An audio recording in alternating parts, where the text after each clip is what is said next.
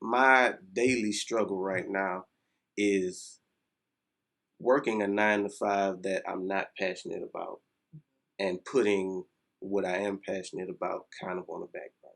Right. Because it's not making the income that my 9 to 5 is making. So it kind of has to take a back seat in a sense. But that's my biggest challenge right now.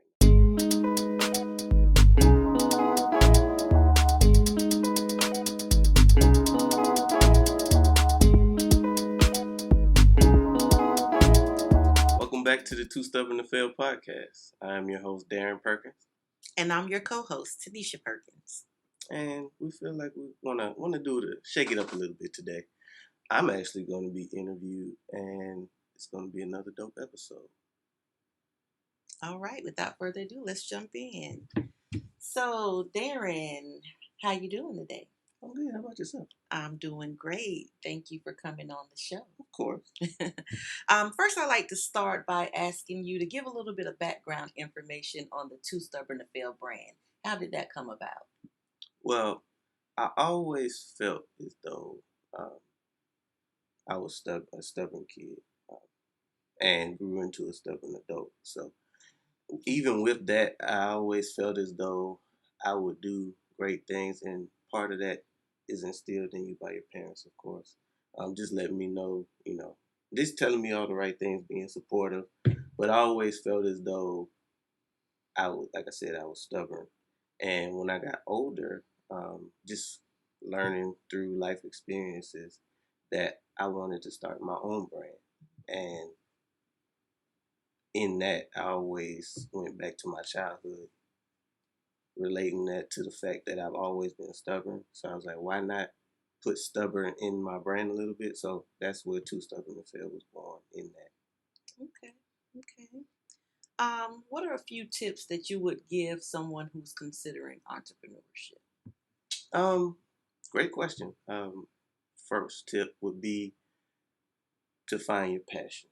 I think if it's not something, if you're not passionate about it, like truly passionate about it, the fire is going to burn out at some point. It needs to be something that you seriously don't mind doing for free. Right. Also, something that you don't mind losing sleep over. Okay. Another tip I would have would be to commit yourself to the process long term. I don't think that most things that you do is probably not going to turn a profit right away. So you need to know upfront that this could be 6, 12 months, 5 months, 5 years. Just be prepared for a long grind, because there is no such thing as an overnight success. That's right. That's right. Okay. Well, what are some challenges that you have personally faced as an entrepreneur? Great question.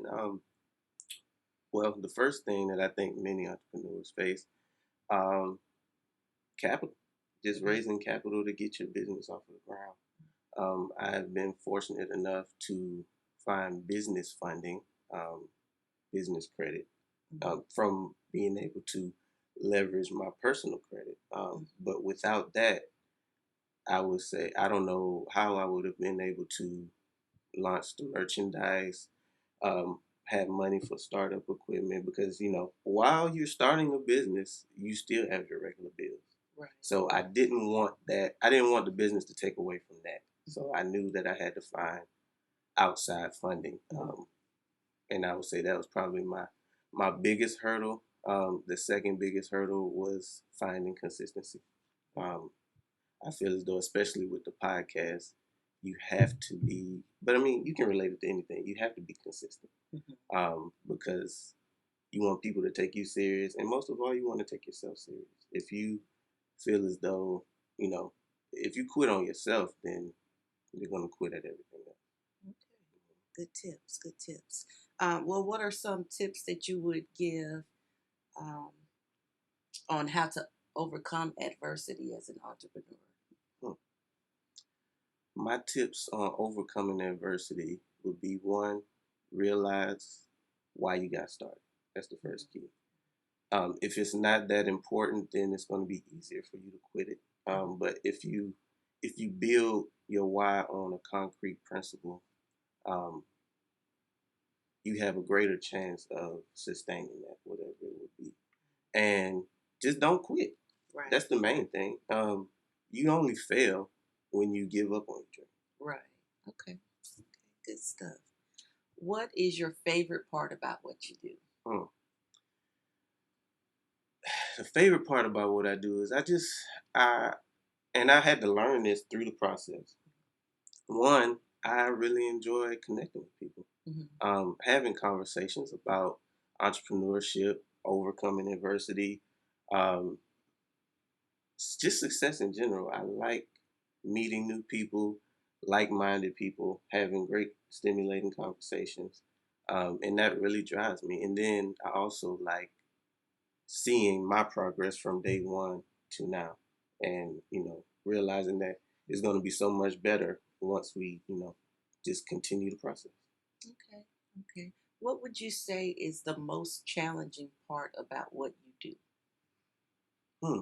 Well, the most challenging part would be that I'm not where I want to be right now. That's the biggest thing for me. I can see it, Mm-hmm. but I'm just not there yet. Mm-hmm. And the my daily struggle right now is working a 9 to 5 that I'm not passionate about, and putting what I am passionate about kind of on the back burner Right. because it's not making the income that my 9 to 5 is making.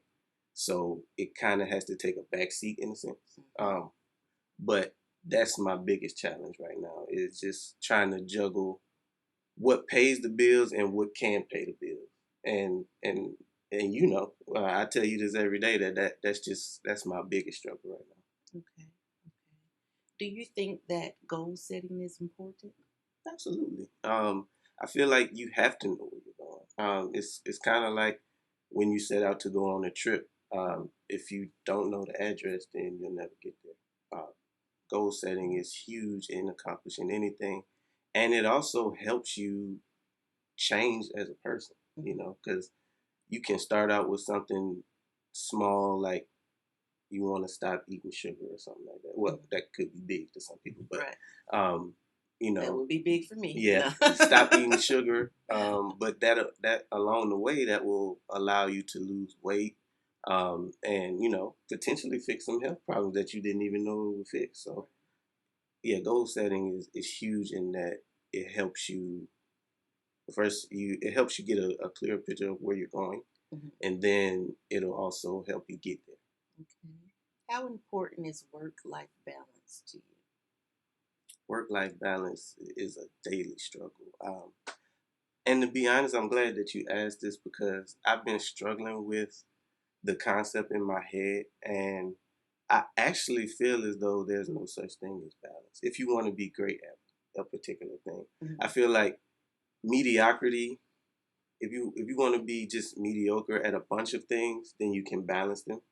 But if you want to truly be great at something, that has to have 100% of your focus, or else it's just not going to be where it could be if you didn't devote all your time to it. Okay. What is a fun fact about yourself that a lot of people don't know that you would like to share with the world? A lot of people say that I have a pretty good sense of humor without even trying. And, I kind of want it to come out in the podcast, but I want it to be Mhm. taken seriously in a sense. But yeah, I would say that's a fun fact that people don't know until they actually meet me, that they say, now, at least that's what I'm told. I'm told that I have a great sense of humor. Okay.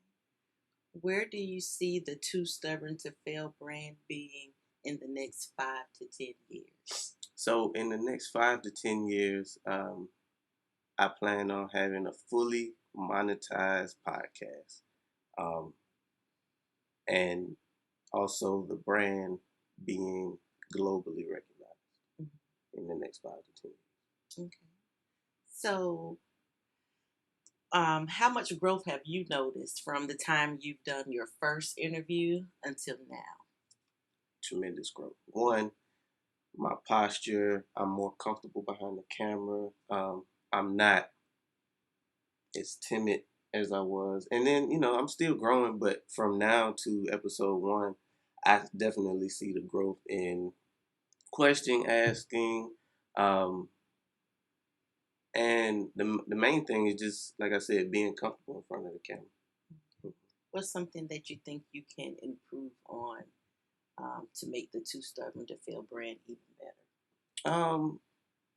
Really just putting more into it, in that going to pop-up shops, getting the brand more recognized by going to small businesses, letting them know who I am, getting more interviews from them, just putting more into it. That's what I think. And then as far as the interview process, um, asking better questions, um, and also elaborating and responding to the answers that I get back in a better way, to kind of make the conversation be a little more fluid. I think that's more monologue. More, yeah. I mean, more less, dialogue. more dialogue, than, less than monologue. Right. Mm-hmm. Okay. Well, I know one of the things that you love to do with your podcast is to ask all of your guests about a too stubborn to fail moment. What would you say would be a too stubborn to fail moment about you that you've experienced? I feel as though my too stubborn to fail moment is the process that I'm going through in getting these episodes right now. It hasn't been easy, not having a traditional set, just being in a position where I always have to set things up, or I could transform anything into a set. I think that, and not letting that process stop me from pumping out these episodes on a weekly basis. I feel as though it a lot goes into setting up and putting something together that you can be proud of. So I feel as though my too stubborn to fail moment is the fact that we are on episode 12 and still going, and not even knowing where to start on the first episode to now.